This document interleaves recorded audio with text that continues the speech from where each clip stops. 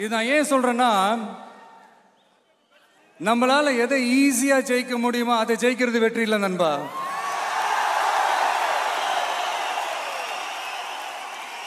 நம்மளால எதை ஜெயிக்கவே முடியாதோ அதை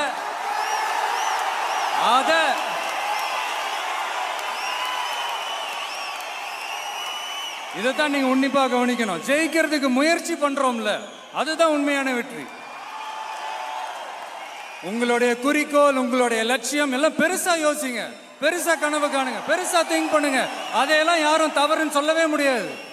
பாரதி அவர்கள் சொன்ன ஒரு லைன்ஸ் தான், பெரிதினும் பெரிது கேள் அப்படிங்கிறாரு. அப்படி இருக்கணும் உங்களுடைய கனவுகள், அப்படி இருக்கணும் உங்களுடைய ஆசைகள், அப்படி இருக்கணும் அதுக்கான உழைப்பு. அப்படி நீங்க டிராவல் பண்ணீங்கன்னா நிச்சயமா நீங்க அடைய வேண்டிய இடத்த நிச்சயமா அடைவீங்க. ஒவ்வொருத்தருக்கும் ஒவ்வொரு இடம் இருக்கு நண்பா, அது வேற யாருமே வந்து ஃபில் பண்ணவே முடியாது. ஆசைகள் இருக்கும், கனவுகள், இதுல என்ன தவறுகள்? வீட்டில் ஒரு குட்டி பையன் ஆசையா அவங்க அப்பா சட்டை எடுத்து போட்டுக்குவான், அப்பாவோட வாட்ச் எடுத்து கட்டிக்குவான், அப்பாவோட சேர்ல ஏறி டொயினு ஏறி உட்காந்துக்குவான். அந்த ஷர்ட் அவனுக்கு செட்டே ஆகாது, தொலைன்னு இருக்கும், வாட்ச் கையிலேயே நிற்காது.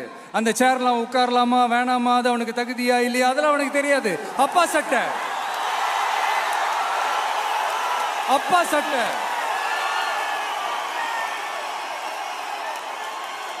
அப்பா மாதிரி ஆகணும்னு கனவு, இதெல்லாம் என்ன தவறு?